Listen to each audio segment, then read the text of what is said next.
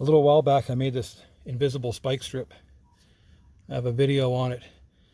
But one problem I had was, how do I store it where if I ever needed to use it, I could deploy it quickly without it being all tangled up. Because when you wrap it up and then try to throw it, it tends to get tangled, all these things. So I went down the street and I picked up this 1.5 inch tubing. It'd be better if it was 2 inches. I ran a string down inside, drilled a hole at the bottom, tied it off, capped it off with some tape for now, and then tied the end of the string to the spike strip.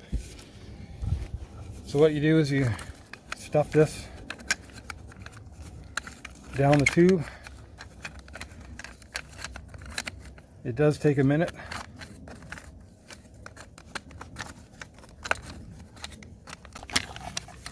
Like I said, it'd be better if it was 2 inches diameter.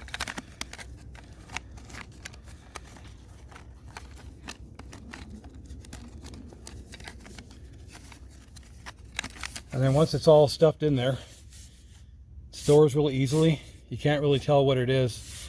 And with a quick flick of the wrist, you can deploy this. So I will show you that.